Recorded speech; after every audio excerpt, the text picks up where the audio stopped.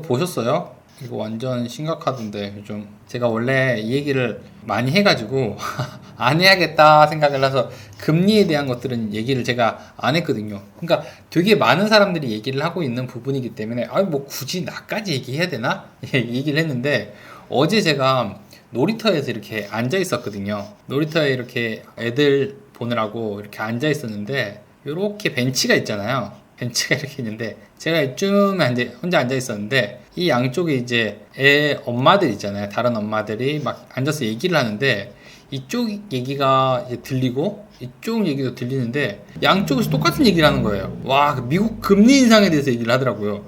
완전 좀 놀랬어요. 아, 이게 진짜 생활 가까이 있는 얘기구나.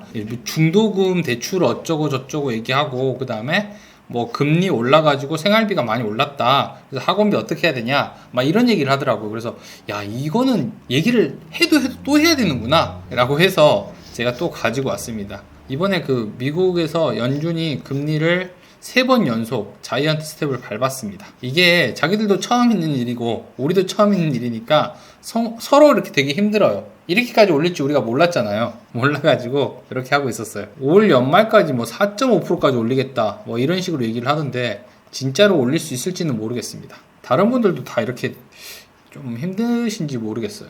저 같은 경우에는 이 금리가 대출이 제가 2개를 가지고 있거든요. 대출이 2개를 가지고 있는데 하나는 고정금리, 하나는 변동금리여가지고 이게 고정금리 같은 경우가 좀 더 비싼 거여가지고 다행히 별 타격이 없는데 신용대출 같은 경우는 변동금리거든요. 이걸 변동금리로 받게 되면은 한 달에 내야 되는 금액이 저도 올라가잖아요. 그래서 이거는 갚아야겠다 지금 계획을 하고 있습니다.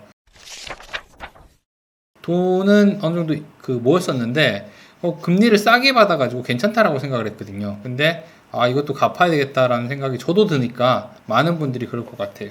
기사의 내용 보니까 많이 현실성 있게 다가오는 것 같아요. 지금 우리랑 금리 차이가 0.75%까지 벌어졌거든요. 벌어져가지고 이게 조금 문제가 있는 것 같아요. 이렇게 되면 이제 외국으로 돈이 나가게 되니까 이런 것들이 문제가 생길 수 있어서 우리한테 좀 일이 일어난다 이렇게 생각을 하면 될 것 같아요.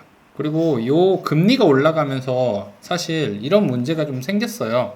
이 금리가 올라가니까 아무래도 이번에 이거 보셨죠 다들? 지방광역시도 뭐 조정지역 전부 다 해제하겠다 라고 얘기를 했는데 여기서 가장 큰 게 뭐냐면 이거거든요. 금융이거든요. 여기가 우리가 조정지역에 들어가게 되면은 이런 문제가 생기잖아요. 투기과열지구라든지 뭐 이런저런 문제들이 생기는데 사실 요 문제가 제일 커요. 금전적인 부분이 제일 큰데 금리가 이렇게 올라가게 되면은 요게 사실 효과가 있을까? 이런 생각이 드는 거죠. 이 부분이 조금 문제가 될 수 있을 것 같아요. 사실 여기 투기과열지구라든지 조정대상 지역 됐을 때 대출 안 나오는 게 제일 크거든요. 근데 대출을 해야지 금리가 올라가는 거잖아요. 지금 금리가 많이 올라가고 나니까 대출을 안 하니까 이런 것들이 뭐 소용이 있겠나 싶어서 사실 이번 정책이 크게 매매를 활성화시켜준다 이런 거는 좀 아닐 수 있다라고 생각을 합니다. 그래서 이 부분은 좀 알고 계시면 좋을 것 같아요. 뭐 굳이 제가 얘기 안 해도 많은 분들이 얘기를 하긴 하지만 그래도 제가 좀 놀랐어요. 놀이터에서 이렇게 얘기를 하고 있다는 게 진짜 생활 가까이에 와 있다 라는 생각이 들어가지고 야 이거 지긋지긋해도 한 번씩은 더 얘기해야겠다 라고 생각을 하고 오늘 방송할 때 먼저 얘기해야겠다 생각해서 가지고 왔어요.